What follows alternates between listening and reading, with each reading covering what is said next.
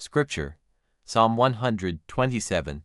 Wherever there are people whose hearts are not fretful or anxious or in a resentful frenzy, but instead have a tranquility of heart and a kind of peaceful abandon in which they take thought for others' concerns instead of being all wound up in their own. Wherever there are people like that, the world sits up and takes notice, and rightly so, because in all likelihood something out of this world is at work there, something that people everywhere are hungry for even if they are not sure what it is.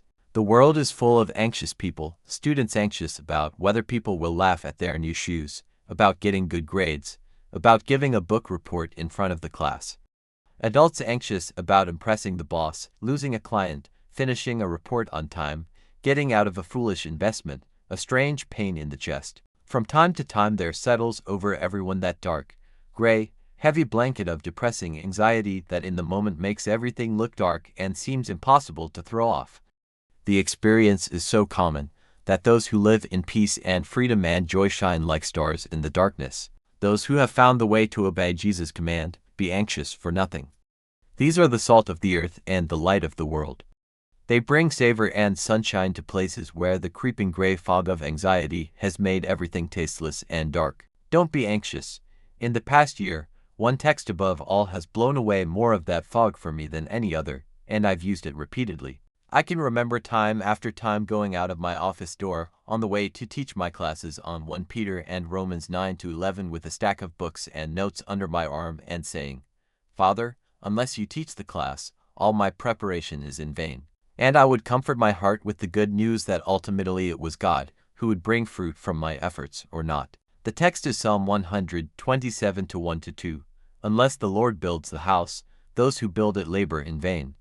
Unless the Lord watches over the city, the watchman stays awake in vain. It is vain that you rise up early and go late to rest, eating the bread of anxious toil, for he gives to his beloved in his sleep. I think the main point of these 3 verses is, don't eat the bread of anxious toil. It means just the same thing Jesus meant when he said, don't be anxious about what you shall eat. When we grow up we must all work for our bread. And we can either work nervously, worrying about what men will think of us and so eat the bread of anxious toil, or we can work with serenity in our hearts, as serving Christ and not men and so eat the bread of peace. God's will for his children, indeed the sign of whether we are children or not, is that we not eat the bread of anxious toil. God does not lay down specific rules for how early we rise for work and how late we knock off at night. But he does lay down this principle for his beloved. Don't rise early and go late to rest out of anxiety, out of fear and fretfulness. If the joy of fruitful labor lures you to work 12 hours a day, so be it. But take heed lest you are really deceiving yourself, and in fact are being driven by anxiety, or by her twin sister, selfish ambition. Christians will work hard, but they will work more for the joy of all the good their work can bring to others than they will out of fear at what men will think if they fail. So, be diligent as God may lead and eat the bread you earn, but fret not over what you need and let not worrying burn. 4 ways to labor in vain, that is the main point, I think. God's beloved ought not to undertake his labors fretfully. Then besides the main point I see 2 reasons given why it is pointless and unnecessary and indeed wrong for God's beloved to eat the bread of anxious toil. The first reason is given in verse 1, unless the Lord builds the house, those who build it labor in vain. Unless the Lord watches over the city, the watchman stays awake in vain. What would it mean to build in vain and to watch a city in vain? How might the efforts of a man to build himself a house be shown to be futile and empty and vain? I can think of 4 ways. 1. If God isn't with you. First, if God isn't with him in the building, he simply may not be able to finish it. You remember, of course, the builders of the Tower of Babel in Genesis 11. They built, but God was not in it, and so they labored in vain. He did not allow them to finish it. That is the first way our labor could be shown up as vain when God is not in it. 2. If the building collapses in a year. The second way is that the building may, in God's providence, be completed and yet later collapse because of a poor foundation. The foolish man built his house upon the sand, and the rain fell and the floods came and the winds blew and beat against that house, and it fell and great was the fall of it. God might sustain us and allow us to go right on building utterly oblivious to his secret support. And then when our buttons are bursting and our nose is in the air, the sand crumbles and we fall flat on our backs, and hopefully learn before it is too late that unless we rely on the Lord in our building, we labor in vain. 3. If you die before entering, but there is a third way that my labor may be in vain. The project is completed with no interruptions, the achievement is sound and long-lasting. But on the very day for entering, I dropped dead of a heart attack. Solomon was painfully aware of what he wrote in Ecclesiastes 2:20f. So I turned about and gave my heart up to despair over all the toil of my labors under the sun, because sometimes a man who has toiled with wisdom and knowledge and skill must leave all to be enjoyed by a man who did not toil for it. This also is vanity and a great evil. Life and death are in the hand of the Lord, and none of us can lengthen our lives 1 cubit beyond our appointed time. But someone may argue, the psalm says that our labor is in vain only if the Lord isn't in our labor, but people die even when the Lord is in their labor. Can it be that they have labored in vain, even though they relied on God for help in their building? My answer is, no indeed, for death is not the end for God's beloved. When they die, to be sure, they do not take their house or business or family with them, but all their labor done in reliance on the Lord does go with them and testifies to their faith before God. As Revelation 14:13 says, "Blessed are the dead who die in the Lord henceforth." Blessed indeed, says the Spirit, that they may rest from their labors, for their deeds follow them. And as Paul wrote in 1 Corinthians 15:58, "Be steadfast, immovable, always abounding in the work of the Lord, knowing that in the Lord your labor is not in vain." Yet for those who labor in this life without relying on the Lord, a third way that this is shown to be vain is that when the achievement is complete and ready for their use, they may die and get no pleasure from it. For if it becomes a house of tragedy, the fourth way that our labor may be in vain if God is not in it is this: the mansion may be completed smoothly. It may be fine and long-lasting, and we in God's providence may be granted to enter and live in it, only to find it has become a house of tragedy, a broken marriage, rebellious children, amid an abundance of meaningless knickknacks on marble shelves. Emptiness, futility, vanity because God did not build the house. It seems to me that the point of verse 1 is that no matter how hard you work to achieve anything, its achievement and the fulfilling enjoyment of it depend decisively on God. If we do not trust in God with all our heart, but instead rely on our own insight, then we might, if He wills, produce a monument, but in the end it will only be a monument to futility. I said that verse 1 was the first of 2 reasons why God's beloved should not be anxious in his labor. How does it, then, help us overcome anxiety? It worked like this for me. As I walked out of my office on the way to class, I reasoned that if my highest efforts are only in vain without God's special help, then the success or failure of this class lies ultimately on Him, not me.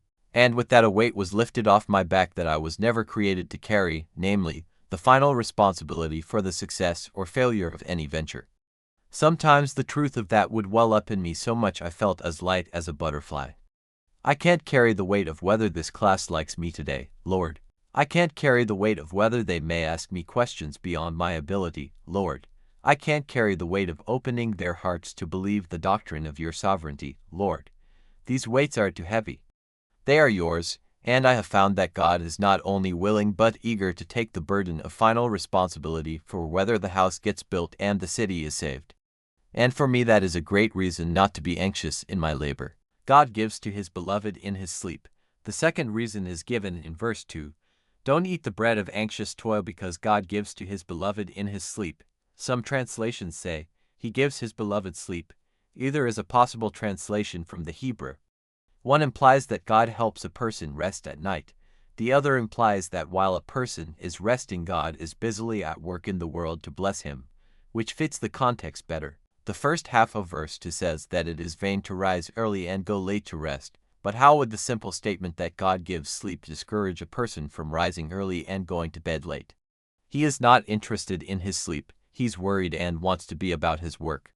But if Solomon meant, as I think he did, God gives to His beloved in His sleep, then there is a tremendously strong incentive to stop being anxious and cutting our sleep short. The incentive is this: God can perform more good for those who trust Him while they sleep than they can perform with anxious labor for themselves while awake. Can you think of a better reason not to rise early and go late to rest, eating the bread of anxious toil? Have you ever wondered why God made us in such a way that we have to sleep away a third of our lives? God could have designed a human being that was always fresh and rested and needed no sleep. Why did he decree that sleep be part of human experience? I'll give you my opinion. He wanted to give a universal reminder to the human race that we are but children and ought to own up to it. We are so frail that we have to become helpless and unconscious and blind and weak every day in order to live at all.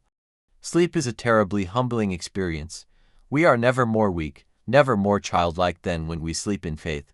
And has not God said, "My power is made perfect in weakness"?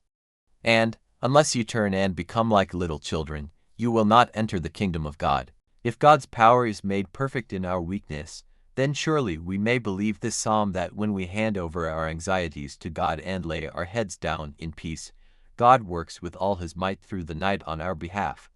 The great test of faith is to believe that when we can see only a bleak outcome to some situation and no good coming of it, yet the sovereign God can and will bring out of nowhere, as it were, a turn of events or attitudes that brings great blessing. And he can do it while we sleep. Beware lest you try to interpret his work too hastily. It may not be what you expect and he may not be finished. William Cooper wrote a great hymn that has helped me a lot at this point. Judge not the Lord by feeble sense, but trust him for his grace. Behind a frowning providence he hides a smiling face. His purposes will ripen fast, unfolding every hour. The bud may have a bitter taste, but sweet will be the flower. Blind unbelief is sure to err and scan his works in vain. God is his own interpreter and he will make it plain. I close with a personal experience. I remember a time a few years ago when I went through some weeks of not being able to get to sleep. Even my reasonings about why it was futile to be anxious kept me awake. The solution finally came in the form of a scene that I brought before my eyes each night. I was on a boat in a rough sea and the crew was working with frenzy to keep the bow into the wind and secure all the cargo. As I climbed down into the small hold of the ship, there was Jesus asleep on the cot. There was no tension in his face and his head rocked back and forth with the waves. I walked over and shook his shoulder. "Jesus, I can't sleep. Please help me." He got up slowly, moved to the end of the cot, and sat down. He motioned me to lie down and put my head in his lap. Then with his hand on my shoulder he said, "I'll take care of you tonight, and don't worry. I'll be sure you are ready for class tomorrow." I can't tell you how many nights I went to sleep in that position. But there were a lot, and I still go there when sleep won't come. For he gives to his beloved in sleep. So don't eat the bread of anxious toil, because no matter how hard you work to achieve anything, God has lifted off your back the final responsibility for its success. And God can accomplish more good for those who trust him while they sleep than they can accomplish with anxious labor while awake. Supplemental texts 1 Cor 3-7. 15:10. Phil to 13, 1 Pet 5-7. 4:19. Who is the beloved? Cf. PS 146-8 Ps 30-8. 11. JN 16-27. 1 Kings 3-3-15. Solomon's reception of promise in his sleep is 43-13. I work and who can hinder it? Ps 60-11. 108-12. Vain is the help of men. Year 46-11. In vain you used mediums.